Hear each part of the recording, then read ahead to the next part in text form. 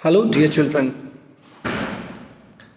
As we have studied Chapter 2, The Sound of Music, Part 1. In this class, we are going to study the Part 2, The Shehnai of Bismillah Khan. Children, in every video, I am trying to summarize the chapter, and many students have asked one or two problems related to the chapter when they read the chapter at home. So once again I am telling you, if you face any problem during my lecture, I many time have asked, right now I am telling you that you can ask. Okay, you will have to underline the words, you will have to underline the lines. So let's begin the chapter. As the chapter is telling you, this is related to the life of Bismillah Khan, who had been a prominent musician and still he is in the heart of all the Indians.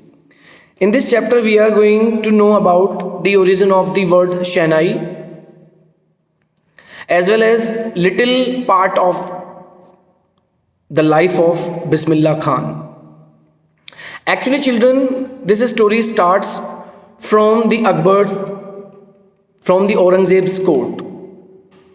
Okay, in Aurangzeb's court, an instrument used to be played by the people, by the musician there named Pungi, Pungi.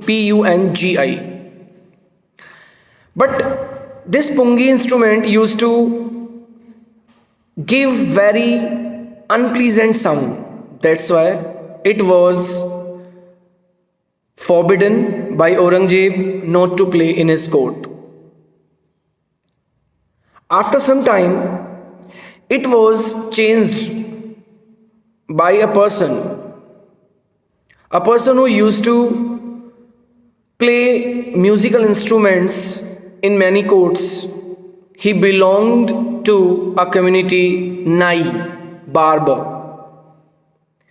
Okay, so what did he do? Very first, he played it in Shah's court, Shah, Shah, emperor. Shah's court. That's why the new instrument name was given Shehnai. Shah from Shah, and he belonged to Nai community. That's why the instrument name given Shehnai. And this instrument was given a chance to be played in wedding ceremonies, temples, in other auspicious ceremonies. This instrument used to be just like a pipe, and it was given 7 different holes.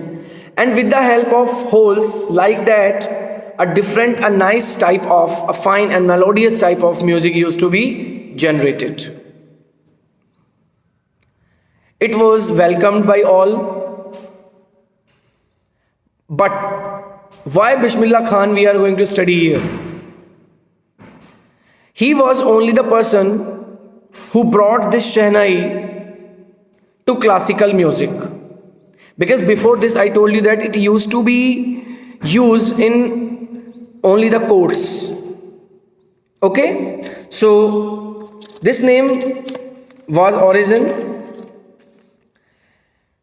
Next in this you are going to study related to the life of Bismillah Khan. He belonged to a family where their musician used to live. That's why he got some inspirations. He was self-inspired also, because he used to take interest. There is an incident has been given in your textbook that one day his mother took him to his maternal uncle's house, and he saw that his maternal uncle was playing with an instrument, and he tried to listen it carefully. Many times he visited with his uncle to temple, because his uncle used to give services to temple. After some time he started to practice sitting alone at a particular place. And children, one day he got success. He started to play at best tone. Many other incident you are going to get from it, that he was praised by many people. One of them is Ustad Fayyaz Khan. In Allahabad, he was praised by Ustad Fayyaz Khan for playing Shehnai. Okay? He used to love two places, Banaras and Dumrao. Banaras and Dumrao. He visited many countries. Very first trip of Afghanistan. Okay?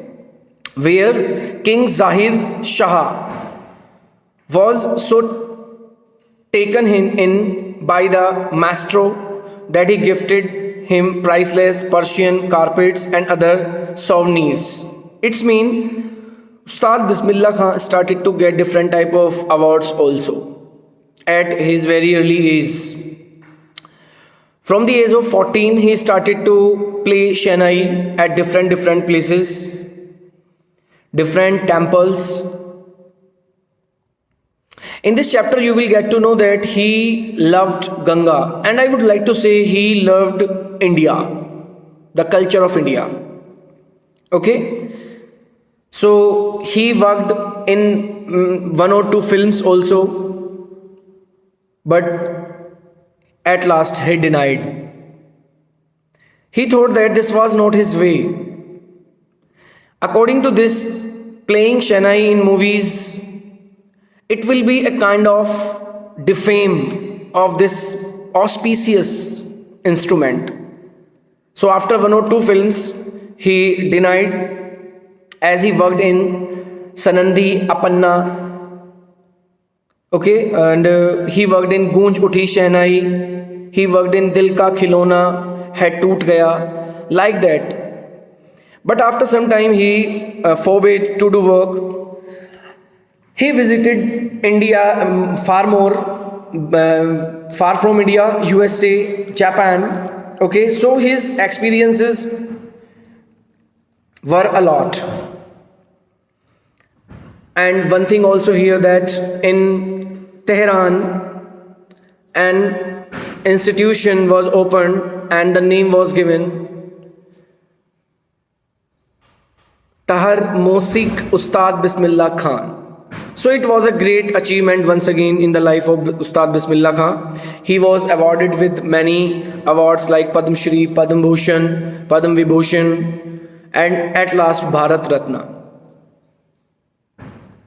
He gave a message to the Indians that you should give a chance to your child to learn music. In music, Indian culture resides. They will know Indian culture, and nowadays many Western people also learning Indian music. So it was a fine message from it.